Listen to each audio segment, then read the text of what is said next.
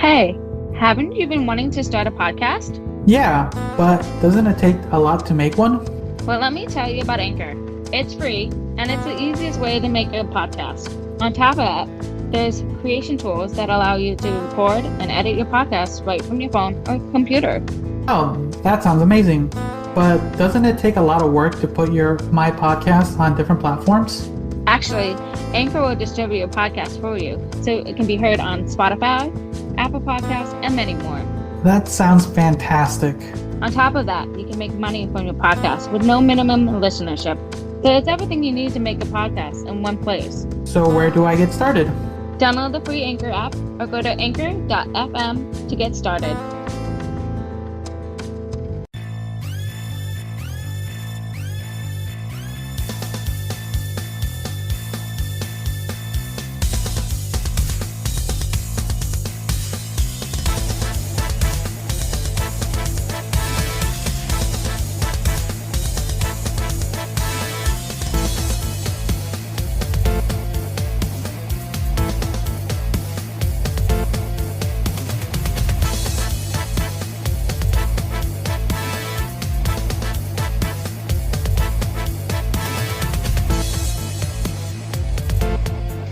Good morning, good evening, and good afternoon, and welcome back to another episode of the Convoluted Podcast. It's your host, Liz, and I'm here with Tyrant, Dominus, aka Jesus. What's up? And if it's your first time listening, we hope you follow or subscribe. It's free, and you can always unfollow or unsubscribe. So let's get into the episode. Have you been, Jesus? I feel like it's been a minute. It's been a hot minute, yes. We've been busy in my household. No rest over here at Casa Dominus, so yeah. No kidding. I bet. So, how you been? Yeah, I'm doing okay. Well, the only good thing, I think good news is that I don't have a ruptured eardrum anymore. So that's a good thing. Oh my god. Yes. Kevin started a job. But I think he got fired already, so we'll see that next week, right? Oh wow, that's a quick turnover, right? Well, he decided to get partying on Thursday night for I don't know what goddamn reason, and he was like, "I want tequila, I want to drink, I want to smoke pot," and he stayed up till 3 or 4 o'clock in the morning, and he had to be at work at 8, and he decided, "Oh, I'm gonna go in at noon." I'm like, "Oh God." And then it was 10 o'clock. It was after 10 o'clock before he decided to go into work. I was like, oh, my God. Mom and I were just, like, shaking each other's head. He's like, are you off today? I'm like, no. Like, I have a set schedule, too. Kind of. I don't know. Really... I like how people these days just feel like they can do whatever they want. Like, we have a couple of people in our workplace kind of like that. They can show up whenever. And almost never do they get reprimanded. It sucks. It really does. It's like, where's the consequences? You guys put yourself in this predicament. There's the consequences, you know? Mm-hmm. No. But some companies are so desperate they're like, oh, okay, it's fine. Don't worry. Just don't do it again. Yeah. Well, I can understand why your workplace is so demanding because you guys have been short-handed. I'm surprised I'm getting actual. So we actually technically got somebody's leaving us in June. Work for another company. A Z shift, the night shift, which I'll be doing AKA soon. We just find a replacement real quickly, so I'm excited. That's quick. That's a quick turnover, right? Yeah, I'm like, sweet. At least we got somebody to replace him real quick. I was like freaking out. I'm like, oh man, do I have to go to nights for a little bit? Oh, this is gonna suck. I mean, I did it, but I don't want to do it on a constant, regular basis. So that's what happens when you're too good. You're always on call. I know.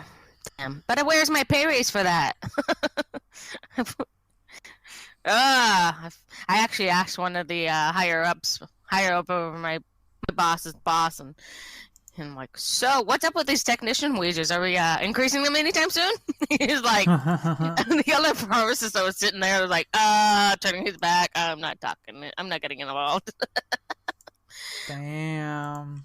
I get vocal. I get vocal about this shit. I'm debating about leaving. I'm tired of being a pharmacy technician for the wages that we make and the schooling and the continuing education credits and everything that comes out of our pockets to pay for our certifications. So every couple years. Hey, that's kind of the industry you're in, and sadly, it's how disappointing it is, really. Yeah. I'm just hoping maybe I could stick it out to 5 years and then take off or whatever, because then at least I have a retirement fund. They're gonna subject me too. Which, by the way, I still have my Safeway one. Oh, nice. Yeah, I didn't realize I still had it, and I got it in a statement, and I'm like, "What is this?" I'm like, "I thought I pulled everything over, not this one." Okay. No arguments. And look at that shit. Yes, exactly. Phone. Gotta mute my phone. But yeah, that's cool. Bruh. Sorry, I'm very talkative this morning, apparently. No, you're fine. You're good. Let's get into some of the stories then. Shall we? There's a lot. So, for anyone listening, last week we did not have an episode, but if you're part of our bonus crew, there was a bonus episode for you guys to listen to. So if you missed a week, well, there's extra content for you guys. So if you want, go ahead and check that out. Before we jump into the stories, we're going to just play a quick little ad reminder with all our fun stuff. So here it goes.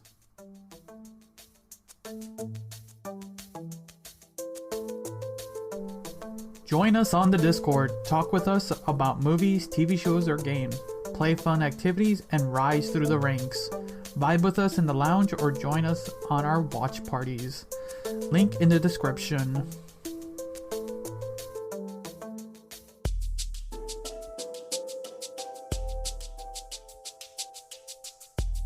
Start representing by grabbing some of our merch. Some crazy shirts, joggers, and hoodies. You can find some fun gear like mugs, totes, and drinking glasses. Visit merch.tyrant.dominus.com. Wear our gear proudly.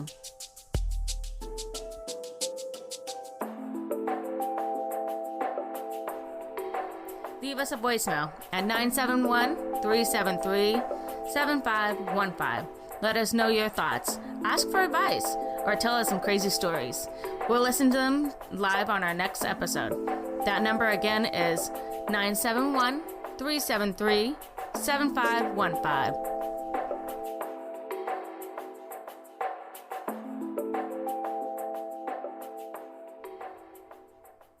Okay, let's jump into the stories.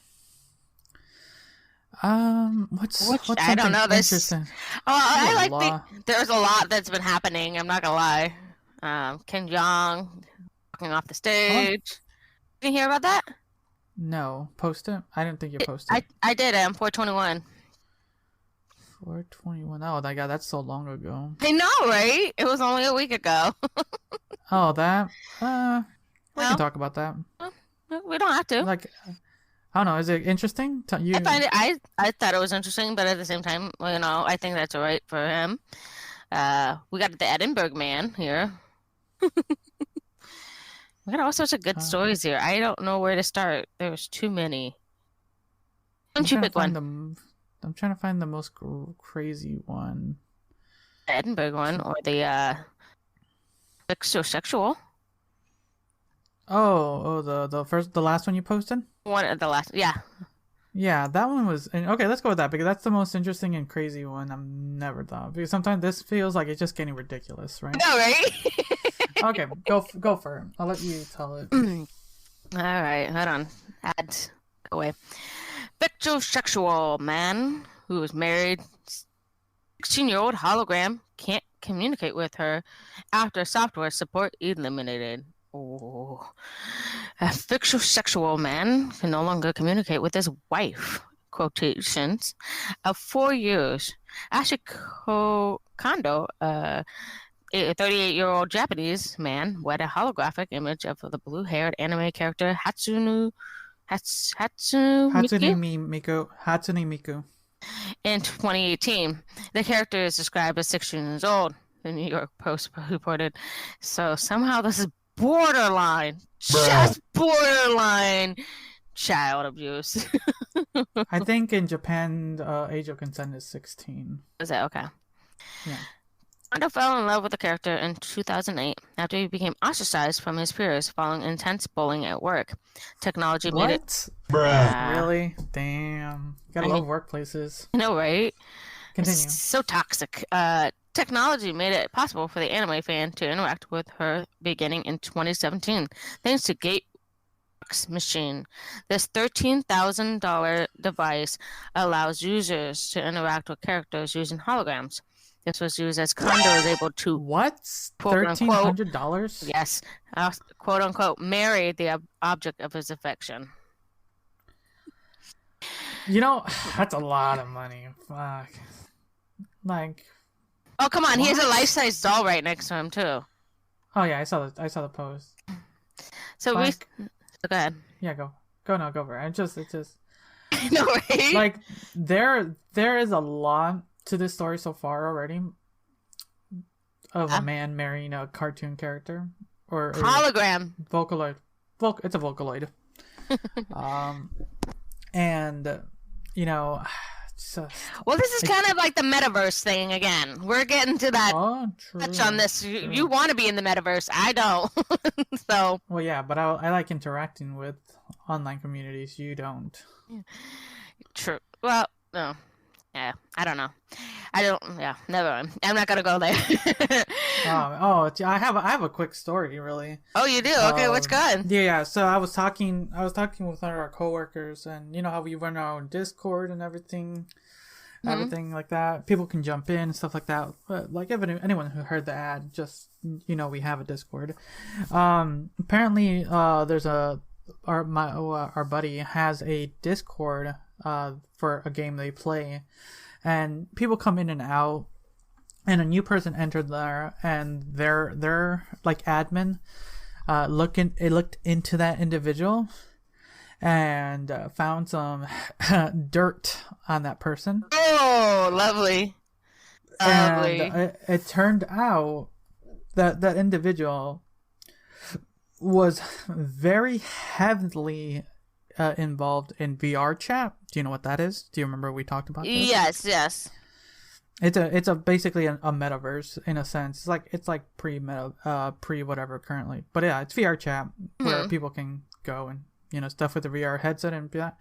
But it turned out this individual, this new person who joined the Discord, was heavy into VR sex and had their own harem. It was crazy. Damn. That's crazy. That is crazy. It's one of those things like where right now you have such anonymity, right? Mm-hmm. Where you can do this weird, crazy shit. Like you can build a digital harem with these people and be very what's the best way to put it? Be a deviant basically, and get away with it. Sometimes for the most part, unless someone digs up some stuff.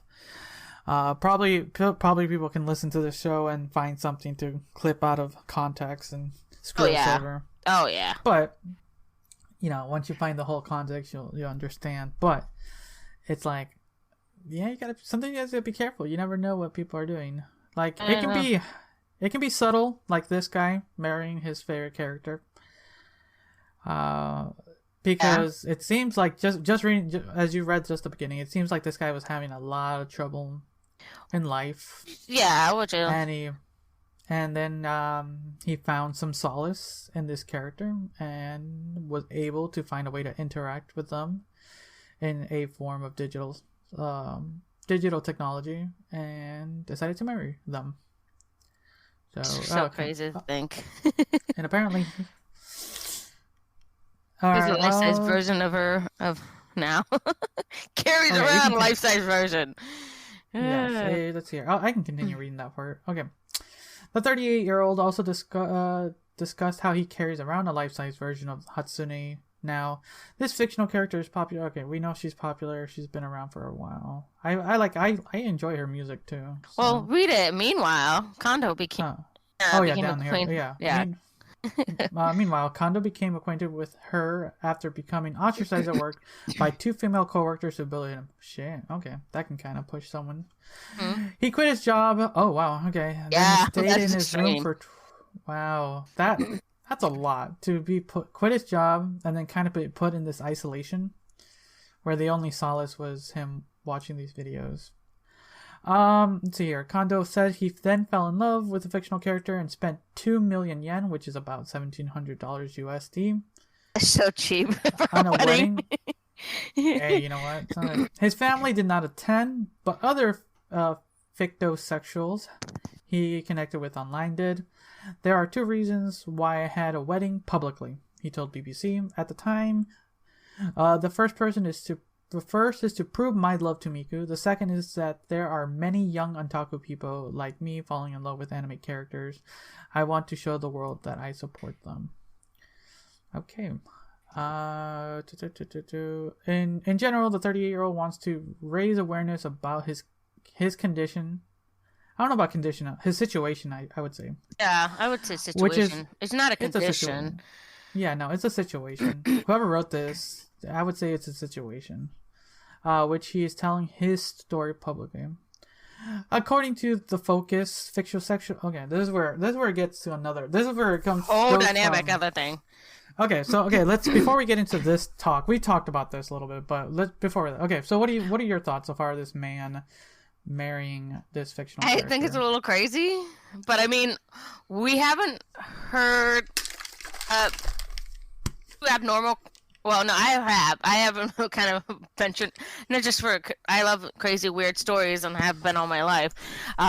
Like people who have married themselves, people who have married weird objects, inanimate objects. I mean, this is just on that cusp too. It's on the same spectrum, I guess you can say. For me, it's like this is not abnormal. This is abnormal to other people who haven't heard of this. It's normal for people who have heard weird stories like me, who have heard this over the years.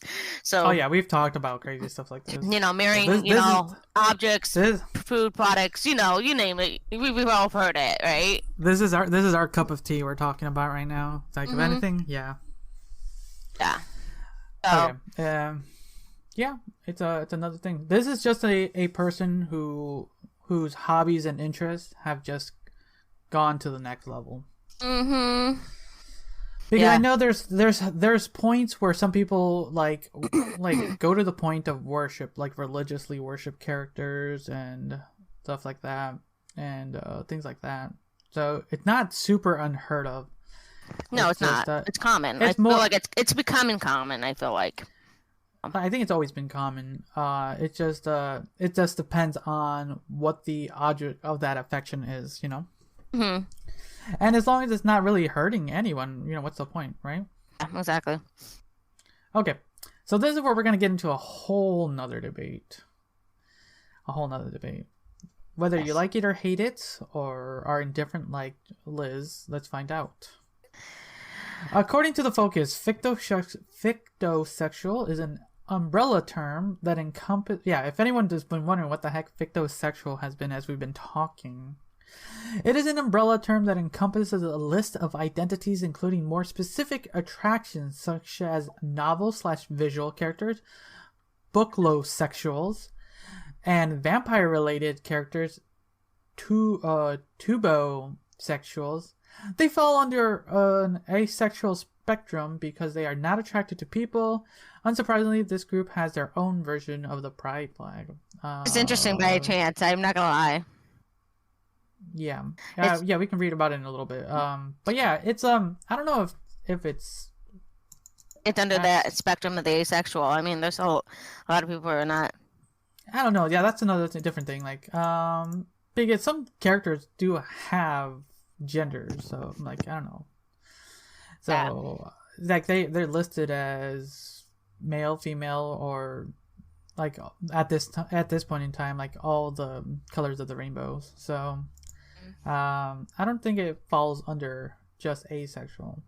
Even I can understand what they're trying for, but it's just one of those things. It's just somehow it just feels like they're just using this whole terminology for just another aspect to escape.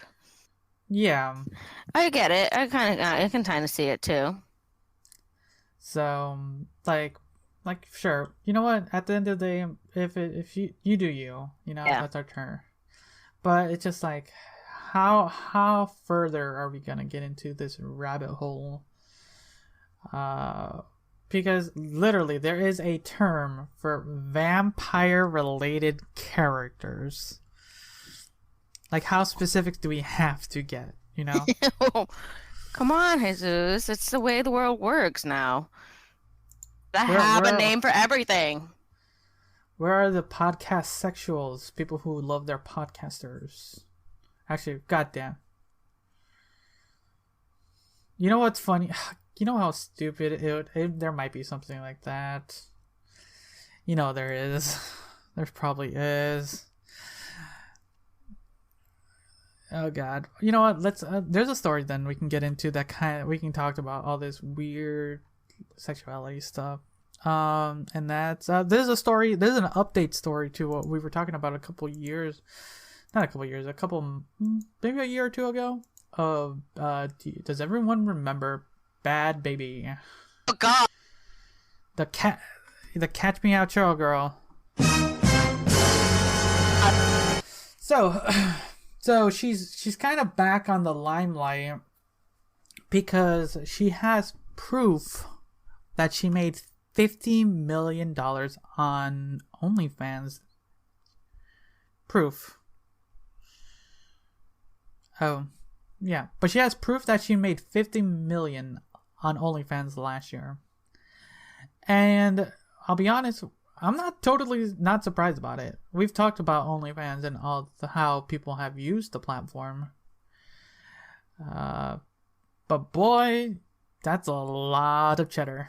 That's a lot of cheddar. Oh yeah, I want to make 50 million fucking bucks. Jesus. So when are we starting our OnlyFans? All right, you got to. If anyone wants to check it out. You got to be part of that service. Yeah, but it's one of those things. Like I remember when we were talking about this, we were talking about her because everyone was waiting for her to turn 18 for her OnlyFans, and she made like $1 million the first month, like immediately. Do you remember that? Yes. And then she posted. She did a screen grab of her basically her statement from the year, and it was like basically close to 50 mil. This is crazy.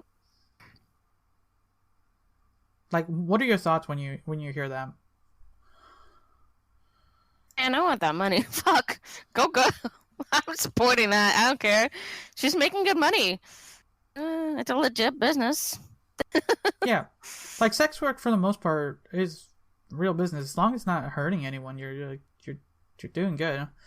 And we've spoken a lot because we've been talking about OnlyFans for a bit on some of the people on there, some of the service, some of the issues that has come out of OnlyFans, and for the most part, OnlyFans worked for a couple people to really get people get them some extra cash in certain times, when people are struggling. There's a lot of people still struggling. I mean, Jesus. Hey, if you can make an extra $1, $2, $5, $10,000 just by doing OnlyFans to help support yourself, why not, right? Mm-hmm. Like we've talked about stories. What was that? That was that mom who was mom, nurse. There's a cop. There's been all sorts of them. I mean, gotta make your means and your ends. So, yeah. I love her caption. Go cry about it, bitch. Hey, you know what? She's putting in the work after that effort. After using her clout and everything. Because I was listening to someone talk about this a little bit, and how there's an actual what was it? There's an actual like podcasting group who talks to some of like the sex workers in the industry, like porn stars and people like that. And that's on the safer work side. You can listen to them talk about kind of how the industry is, how it's evolved, how it's improved. Because from what I've listened to from some of the during like the 80s, 70s, and even the 90s, it was like horrible working conditions for those people. I bet. I don't know about that. Unless you were like some of the top echelons of that. And now things have improved a lot better, like health wise too. Mm-hmm. But this podcasting group, like that's what they were talking about on their safer work. But apparently they had a podcast OnlyFans only content where they would literally like sleep with their guests. Wow, that's crazy. So like, oh yeah, make that extra money. There you go. So everyone, check out our OnlyFans. We still have to put content down there. Exactly. Well, you just got the couch, so we might be good. So, what else is there to talk about? You see good on Bad Bunny to make their monies. No, right. Well, did you see the one I posted on 423 about the Edinburgh? 423. Trying to find it. After your post. Go for it. That one? You want to talk about that one? You're okay with that one? Why not? I'm fine. We can talk about anything. I know. Edinburgh man previously arrested for sexual assaulting horses faces bestiality charge. Wait, what? Their faces? How did his dick not get ripped off? No way. Alright, continue. A man who was previously arrested for sexually assaulting a horse has once again been arrested on a similar charge. Special Rangers from Texas Cattle Raisers Association arrested 51-year-old, I'm going to say his last name, I can't pronounce his first name, Castillo on Wednesday. A number of years have passed since Castillo made a national and intentional headlines for sexually assaulting a horse. The most recent charge, bestiality. The details of the latest arrest aren't immediately clear, but the monitor has requested the probable cause affidavit for his arrest. I just don't. I don't think we talked about this man of his prior convictions. No, we have not. I think this is the first time I'm seeing this about it, but I'm like, Jesus, Mary and Joseph. Like, and look at that shit. I just like, it's just one of those things where I love those. I'm reading the rest of the article. I should tell you. I don't know. This man should have been like blocked away or stayed away like 100. What is it for pedophiles? So it can't be 100 yards or something like that. 100 yards. He should be 100 yards from all animals. That's kind of impossible since there's dogs out there nowadays. Keep them away from them. Just keep them away from them. Like, oh, Jesus, this is crazy. And it looks like they're very weak, like charges. Like, I don't understand it. Because it says Castillo was first arrested in 2012 for sexually assaulting a horse, and then again in 2013 and 2015. In this last case, in which he broke his leg during the crime, he was eventually charged with criminal trespass and received 5 months probation. In 2013 case brought sentence of 5 years probation, 77 days of jail, credit on charge of cruelty to animals. The indictment was tied to the horse to offense before sexually assaulting the animal. After his 2012 arrest, the Monitor reported that he admitted to sexually assaulting 2 horses on separate occasions. He was charged with animal cruelty complaints, which were eventually dismissed. As of Thursday morning, a bond has yet not been set, and he remains at the Hidalgo County Adult Detention Center. God damn. I know, right? That's crazy. People. God, can't people just keep it in their pants? Oh, they can't. Apparently not. Oh my god. All right. Let's see here. Continue our debates. Which one should we go next? Let's talk about the golf story. Oh, I kind of saw that. There's that edit. So, an elderly golfer shoots man in the ankle and beats with club for walking the dog along the course. What a title. Jesus. So, a 74-year-old Florida man. Florida man! We need Florida man. Dun, dun, dun. I need a sound alert for just Florida man. We need Florida, just in general. Florida! Okay. So he beat, let's see here. Let's find out what this is. 74-year-old Robert Levine is under arrest for the attempt first-degree murder. Oh, shoot, murder for shooting 64-year-old Harbert in the ankle and beating him with a golf club after he found walking his dog along the 15th hole at the golf at 7 p.m. on Sunday. Okay, let's see what happens. Told deputies that he was walking his dog on the grass next to the golf course when Levine rode up in his golf cart and began causing verbal altercations with him due to having his dog on the golf course. He then began shooting him while was running away. Levine chased Merritt around the tree while continuing to shoot.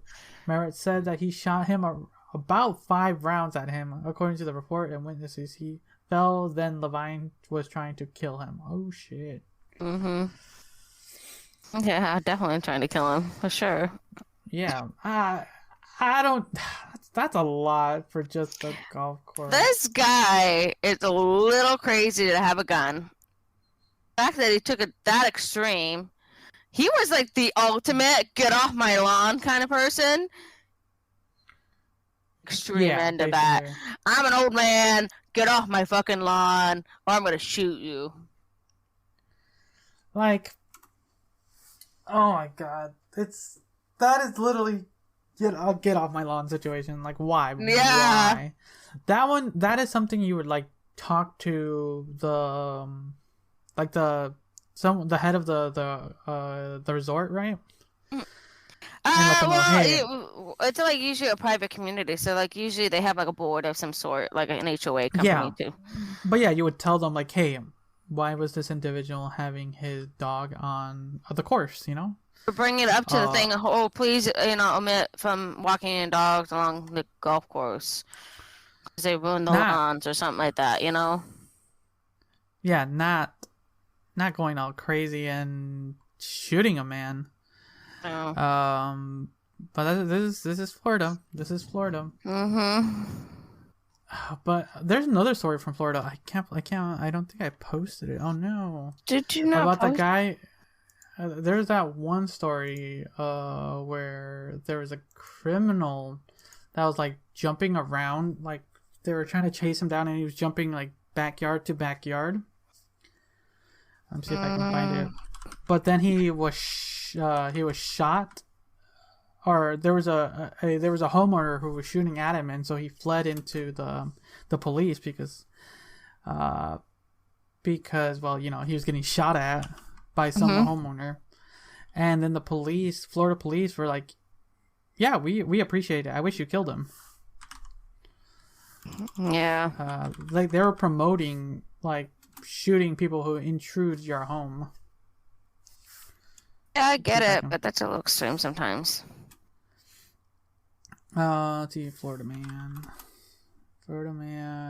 shooting. Well, this kind of goes into this one too. Carjacker one. Carjacker. Give me a second. I'm trying to find this one.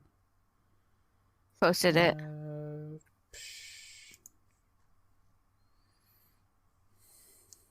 Let's see here. Goes. Have you found it yet?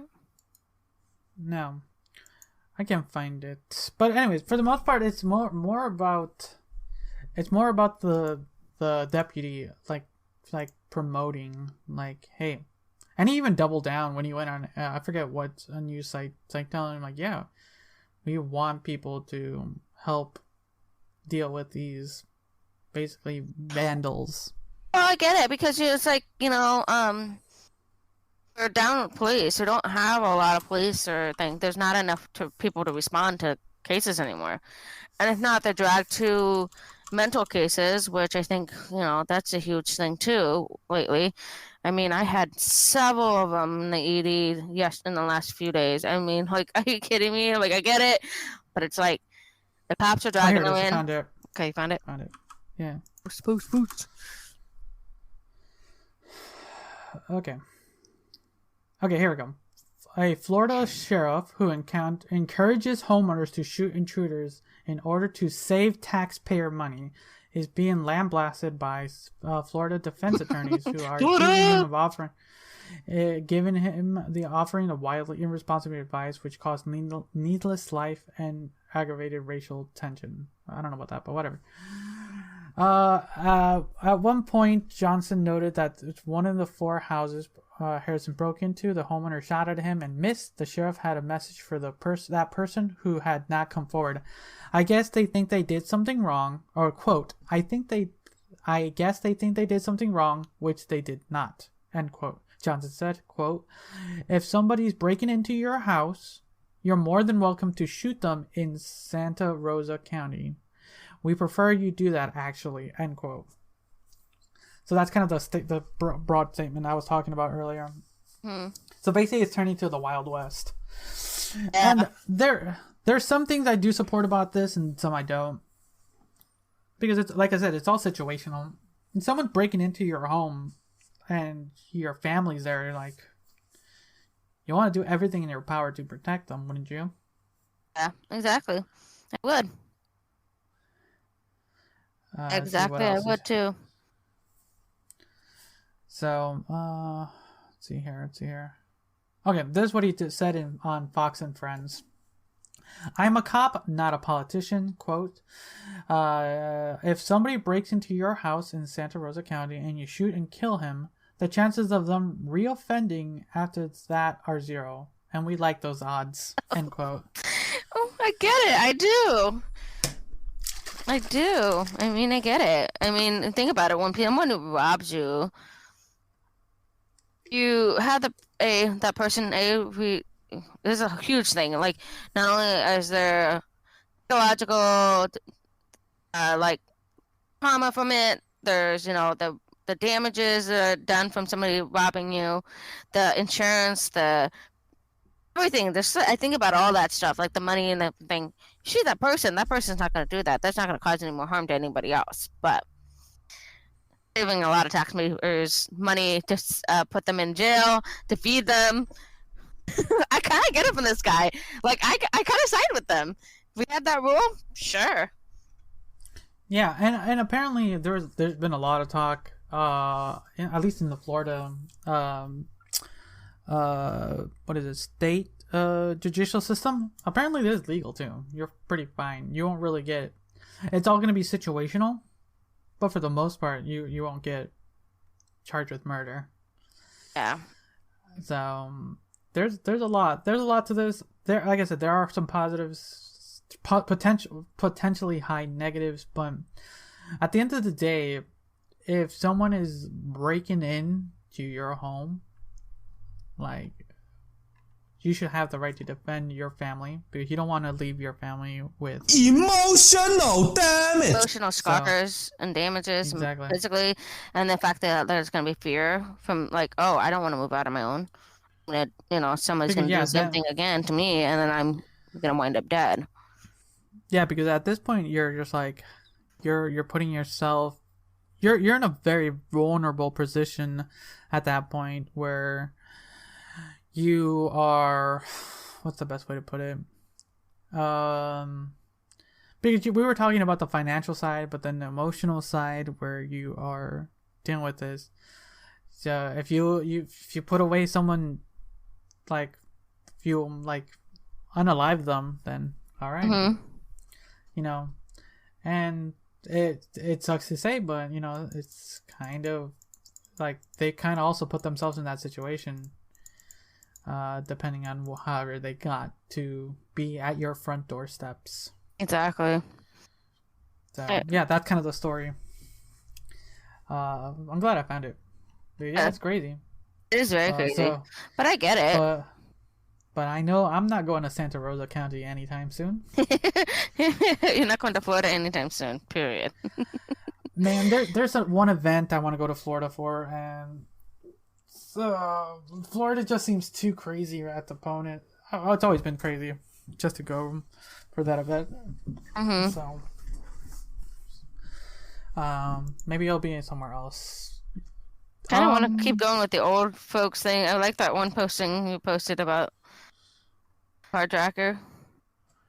Carjacker. Oh, the kids? Oh, the other one that beats up the 72-year-old. It's a 72-year-old. Carjacker beats 72-year-old, takes car only to die in crash. You say? Wait, where is that one? When you posted. Trying to find it. There's a lot. We try to get this list all set up. Yeah, but it doesn't always happen, guys. Man. Yeah, there's always crazy stuff to talk about. Let's see. Do you know the date? Yes, 4/18 you posted. Right after the Easter egg mix-up. Oh, there it is. Oh, the child support one? Oh, the other one. Oh, Carjacker. I like this. Looking. Oh, there it is. I kind of also want to do the child support one too. Okay, we could do that too right after this one because it kind of falls into this one. Okay, so you want to read it? Sure. So. Oh shit, she is horrible. I just look at that. I know. I hope she wasn't on blood thinners. Carjacker beats up 72-year-old, takes a car only to die in crash. Police said. San Antonio great-grandmother is recovering after a brutal carjacking this week. She was lucky not to only have been more seriously injured, but her assailant later crashed her car and died. Charlene Hernandez, 72, was on her way to the Shell gas station Tuesday morning, something she goes every day to get a Diet Coke. On her way inside, a man grabbed her, hitting her several times in the face in a tussle to take her keys. Hernandez said despite 3 men trying to tackle the attacker, he still got away with her car. Not long after police found her on the interstate, found her car on the interstate totaled, and with the suspect carjacker died dead inside. There's a lot of people who said it goes around, comes around, karma. I did not think that. The only thing I got was really sad because he died, Hernandez said. Now, granted, he had hurt me, but the Lord saw fit to take him out of his misery. Damn. I'm glad he died. Me too. Hernandez said she is sore and beaten up with a bruised face, but she's mostly okay. However, she is left without a vehicle. Despite her age, she still works every day and needs a vehicle to get there. San Antonio residents created a GoFundMe page to help Hernandez buy a replacement car with an initial goal of $5,000. The page raised nearly triple that amount as of Monday afternoon. It's currently sitting at $31,000. Nice. Good for her. Good for her. For one positive. That's where it gets good, where communities come together, things like that. That's so sad that, for their age to be beaten up like that, it was not necessary. He could have he could have thrown a knife, anything. Just say, hey, give me your keys, and walk it out, So, as far as, assailants with vehicles and, objects that you have, I've always been told just to let them take it, because physical objects, for the most part, can be replaced. If they have some sentimental value, I understand fighting a little bit harder for it. But a lot of things are not worth risking your life for, Yeah, I just don't understand why it would be worth go beating up an old lady to go get the keys. He should have just said, hey, I have a gun. Even he could have faked it into his jacket or whatever and say, I have a gun, give me your keys, and then walk out. What was that? Some people just like feeling tough, like tough people. Yeah. They just want to assault people. Yeah, he got his comeuppance. She might feel a little sad about it, but I don't. I'm glad. I feel sad. It's kind of like what goes around comes around. I'm glad it was instant karma, basically. Yeah. Like, I read a lot of those. Actually, I watch a lot of those TikTok videos where there's karma kind of things, and I was like, some of it's like, I like these stories. man, you are getting to some weird side of TikToks. My TikTok algorithm has changed slightly recently, but it sounds like you're like in the weird karma part of TikTok. I know, I'm all over the place. It's all good. That's why I'm weird. All right, let's continue on. There's another story continuing on with like just driving and like the murder. So there's a bill requiring convicted drunken drivers to pay child support if a parent dies passes Senate. This is interesting. This is an actual interesting thing. I don't think this is very a political thing, but it's a very interesting thing to talk about. Yeah, I agree. So, let's see here. A bill in Tennessee passed the Senate that would require a person to pay child support if they kill a parent or are convicted of vehicular homicide due to intoxication. Tennessee lawmakers unanimously passed House Bill 1834 on Wednesday. Okay, whatever. I'm trying to find anything useful here. Oh, it's amended to include the names of the fallen police officer Nicholas Gallinger's children. Gallinger was a Chattanooga police officer when he was struck and killed in February 2019 by a woman, Janet Hines, who was driving while intoxicated, officials said. The 38 rookie officer was inspecting a manhole covering that had water falling from it that even when Hines hit him with a car and fled. Oh, here we go. Finally, I found it. So here's a summary of the House bill. If a defendant is convicted of vehicular homicide due to intoxication or aggravated vehicular homicide, and the victim of the offense was a parent of a minor child, then the sentencing court must order the defendant to pay restitutions in the form of child maintenance to each of the victim's children until each child reaches 18 of age and has graduated from high school. I think that is a great bill.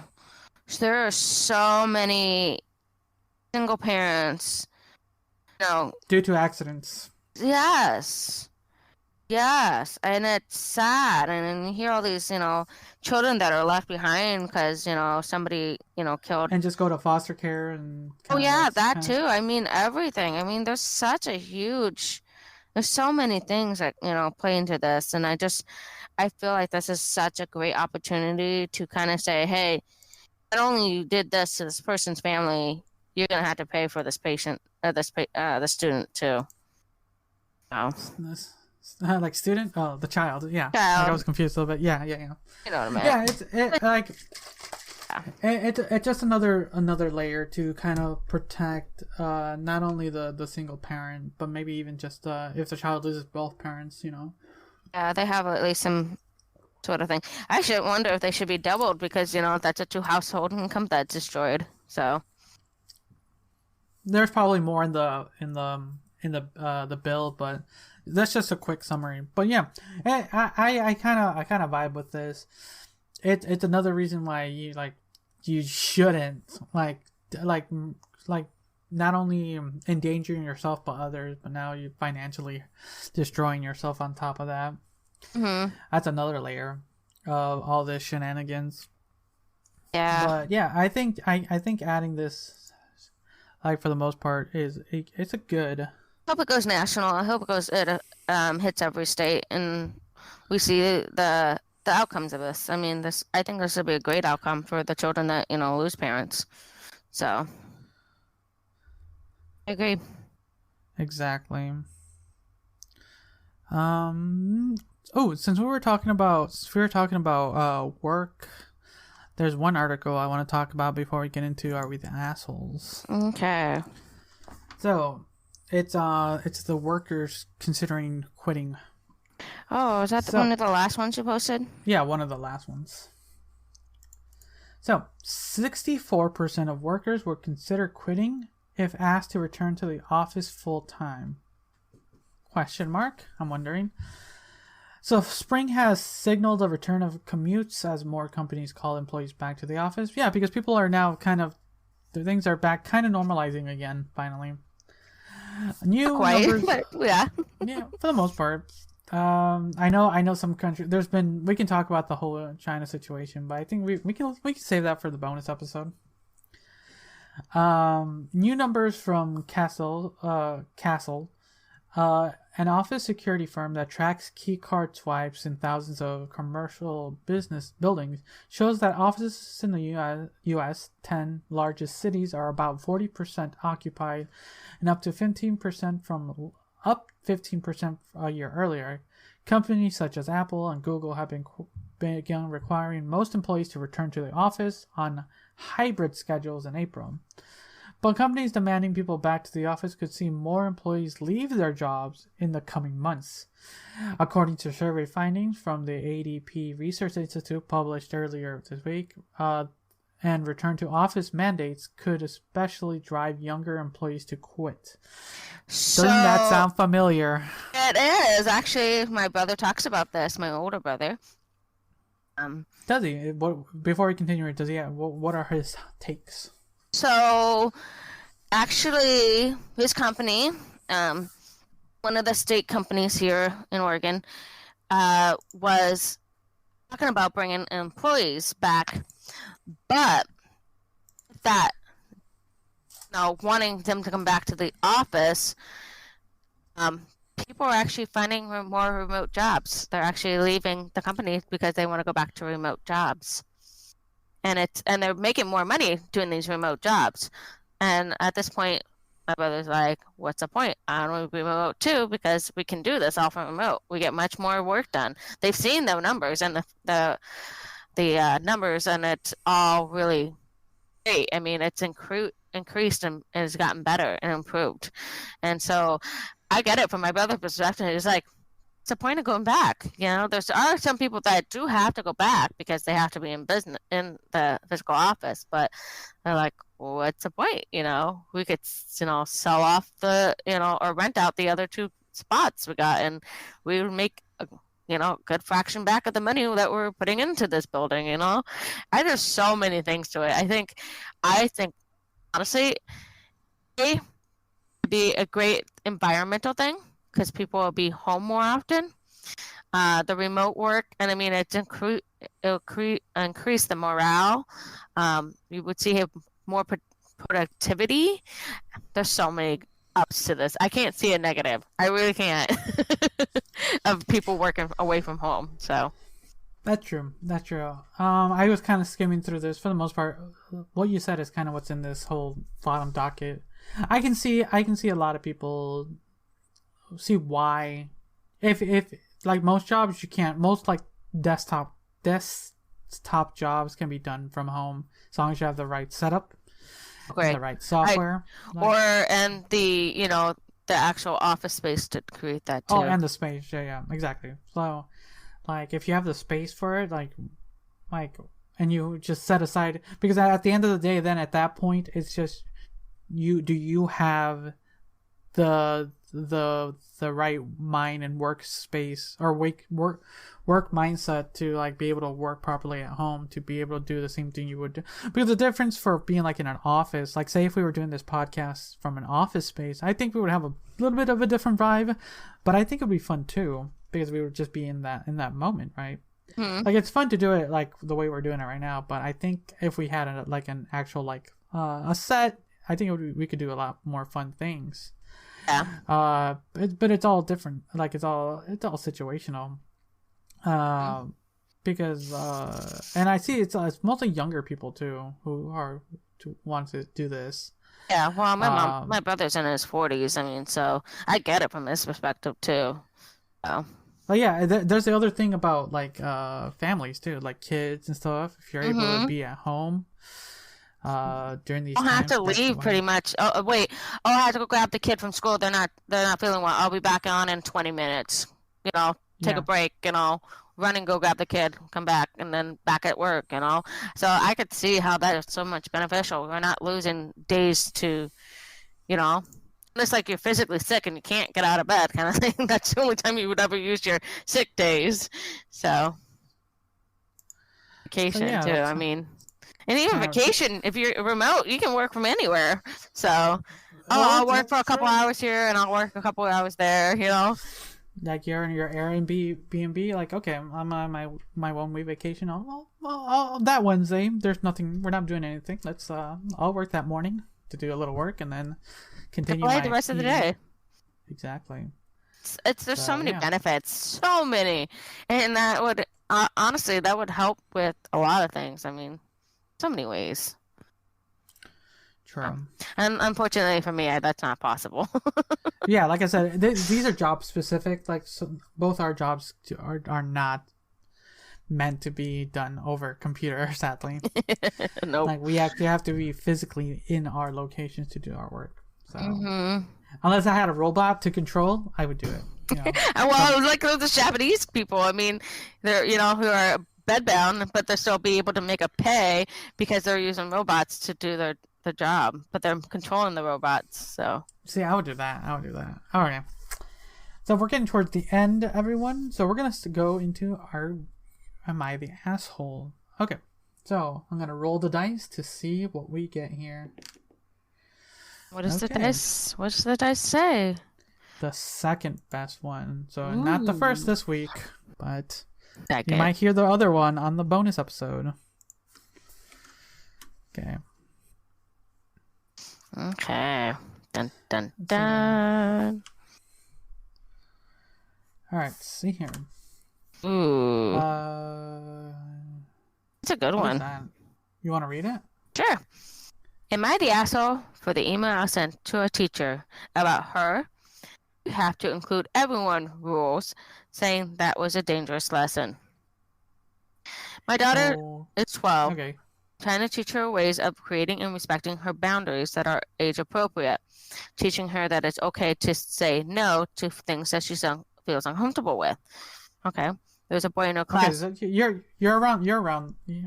your girl's around this age, so okay. Yep, my daughter. There's Okay. a boy in her class who keeps bothering her and her female friends at recess. I encourage her to go to me or her teacher when this happens. My daughter told me a few days ago that in class the teacher had asked the kids to form groups of 4 or 5. She had formed a group of 5 with some other girls. Then the boy who had been giving her trouble at recess came over and said he was joining the group. Another girl said they already have 5 and he should work with a group that only has 2 or 3 people. He said no because the teacher said about 4 or 5. My daughter then said they didn't want to work with him and he should find another group. A few of the other girls agreed with her. He said, "You can't exclude me like this. It's against class rules." And she said she didn't care. I heard about this from my daughter first, and the way she talked about it, she had been firm but not unkind. And when I got an email from her teacher saying she wanted a call, she said there had been an incident at school where my daughter excluded another child and she wasn't allowed in her class, and she wanted to have a talk with her about it. He's telling her the events the same as the daughter, and I felt proud of my daughter for her honesty. I sent an email saying, "Dear Mrs. Teacher, I'm sorry, but this is not a lesson I feel comfortable teaching my daughter. She's at the age where she's already having to deal with unwanted attention and making a point to teach her that she does not have to be around anyone who makes her uncomfortable, and that a young lady is able to choose to spend the time with the people who make her feel respected. I understand you already are aware boy had been behaving in ways that she feels uncomfortable with at recess from our prior conversations. I think it's a very dangerous lesson to teach a girl. She can include and be kind to everyone, including teaching her to be aware when someone's not respecting her, no, and stepping out of the situation. I hope I do not to explain in too much detail why I find this important, but it's to put in briefly, I brought this up to include everyone mindset. No exceptions, except taught me to ignore my own comfort level, and as I become a young adult, I become the victim of men who use my inability to say no to their advantage. It is a dangerous lesson and no longer appropriate at that age. Thank you, OP. She emailed back asking for a meeting in person with the principal. I'm preparing for that, but wondering if my email was too harsh. Am I the asshole for my response to the daughter's teacher? Okay, so there is an update, but we'll get to that in a little bit. That is a very, very interesting situation which can be like reflected into like future settings. I agree. I agree with the person saying OP, the OP person. I think she's not the asshole. I agree with her 100%. We have Women have been told to say yes. And Or not say no. not to say no. And or take the no as meaning yes, right? It's been flipped too. We're saying a lot of yes and no's. Yes, I know it's a little confusing, guys. But I'm just saying Bruh. the boys are supposed to hear yes. And honestly, I think the person had taught her daughter well. I think that's very age appropriate. She was being firm. She wasn't unkind, but she was showing, hey, this is my boundary. And I applaud. Yeah. This parent 100%, because honestly, that's something I will have to eventually teach my child. Because she's here's a good example. There's a good example for you to kind of pull from. So on top of that, and even the email that was sent to the teacher, it seemed pretty simple, clean, nothing too extravagant. Was not inappropriate. It was very well constructed. It was not mean. It was not rude. It was very straight to the point. And you would see why this is a great, advantage point to the teacher. So, and the teacher should have sided with the parent, because then, or she should have sided with the student first, which is sad, because that means she did not put her student first. Yeah. Okay. So that's not the teacher I want to be, near my kid. That's for sure. Okay. So let's continue. There's an update. Do you want me to read the update? Go ahead. Okay. I reached out to the parents of the other 4 girls in the class who were involved, and we're all coordinating to speak to the school administration together. Ooh, wow. Group. Okay. They had similar views, thinking it was inappropriate for the school to expect the girls to work with someone they are not comfortable with, and frustrated the teacher didn't go more to deal with the issues during recess that made the girls uncomfortable to start with. I ended up asking the school if we could reschedule the meeting to a time all the involved families could make, and we ended up meeting this afternoon along with my husband, another couple, and 2 mothers and a father. Ooh, there's like a whole team right here. Okay, along with the teacher and the principal. Okay, so this is good. All right, let's see here. Well, we all presented a unified front asking for the following. Okay, this is their terms. The school does training for the teachers on the wait, what the heck? Okay, the school does training for the teachers on trauma-informed teaching methods and the dangers of expecting young women to go against their best judgments of their own borders to be nice. Boundaries. Boundaries to be nice instead of include everyone. The kids should be allowed to respectfully set boundaries and taught to respect each other's boundaries. Let's see here. The school addressed harassments in class or at recess and doesn't enable it to continue. When we went to talk, I think it went a lot better having all the parents join instead of if I'd gone alone. True.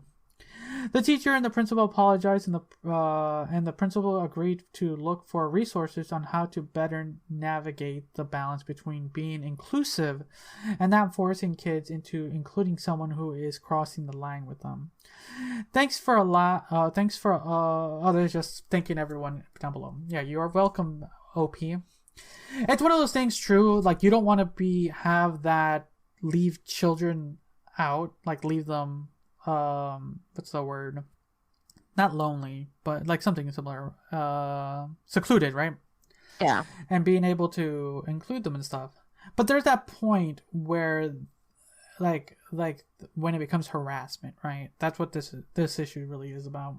Mm-hmm. Like, I understand the include everyone policy. Like you want everyone to be, but there's got to be a point where you draw the line. Exactly. Set up a boundary. Like, you have to be kind to others at the end of the day. But I think also it's good that they had the entire family. Everyone basically. I wonder if they had no, they didn't have the family of the boy. But which I think they should bring in too. I think eventually the school will have to talk to them and say, "Hey, this is kind of being a little excessive. He's targeting these girls. We are concerned." I think it's yeah, it's one of those things. Yeah, it has to be talked to later. It's also one of those things. Shoot, I kind of lost my train of thought. Give me a second. Sorry. No, you're fine. You're fine. What was it? Trying to think here. teachers that we need to have boundaries. Okay, that's but another also thing. It's like it's just an adding another. This is where it gets weird too with teachers, because depending on where this is at and stuff, some teachers already barely have enough time to be able to time and resources to handle their classes, and this just adds another layer to what they have to do with the amount of pay they get. Mhm. It's disappointing. Sometimes they just some teachers are just like very laid back in situations like this, and they don't like meh, okay, Yeah. and just Honestly, if I was a teacher, it'd be like, they have a group, move on. There's Yeah. other places. There's other places to be. There's other groups. I don't care if you want to be in this group. You're not allowed. So hopefully the teachers they're not gonna get paid more. Yeah, they're kind of screwed. They're fucked. Yes, they are. So I can, but it seems like this teacher might be willing to take a step and learn from this situation. Oh yeah, for sure. But yeah, that is the Am I the Asshole? So everyone, check out our bonus episode. We're going to be talking more about some of these other ones we missed out, some bonus stories that we weren't able to get to. The link is down below at what is it actually? We don't have an ad for that. No, we don't. We need one. But it's fine. We could make one, but I think we're fine with that one. It's literally down in the description. It's like one of the first links. It's like support, I think. Okay. Or subscribe. Let me see here. Want to give you guys the proper thing. The popper boundary. Just kidding. But, for now, thank you everyone for listening. Don't forget to check our OnlyFans. So we need our monies, our cha-chings. I gotta pay my medical bills. Medical bills. My What? medical bills. Yes, I have thousands of dollars in medical bills. Shit. Yeah. So if you want to find out what those are about, check out the bonus episode or You're check gonna out have the to tell me about OnlyFans. that because I'm unaware of that. Thousands of dollars. Where the fuck is it? Where is it? Yep. Oh my god, where's our show? Oh, and it's becoming May. It's almost May. Dun, dun, dun. There's a lot to do in May, yes. Let's see Well, here. May is our 5 years, right? Yeah, look forward to that. Let's see here. Okay, and the site you can go check out is anchor.fm/the-convoluted/subscribe. Link down below. It's only $5 and you get all the bonus content. We put out 2 episodes every month. Yeah. And we're gonna be trying different things, different stories, maybe fun little games and stuff like that, just to add to that for you guys. But anything else you would like to add, Liz? Nope. I'm ready for May to start. If I'm sound tired in the next few episodes, I have worked night shifts, so I apologize in advance. She's complaining. I've been doing it for years. Yep. Yes. Okay. Okay, Anyway. fine. I'm All right, everyone. Thanks again for listening. Until next time. See ya. Bye.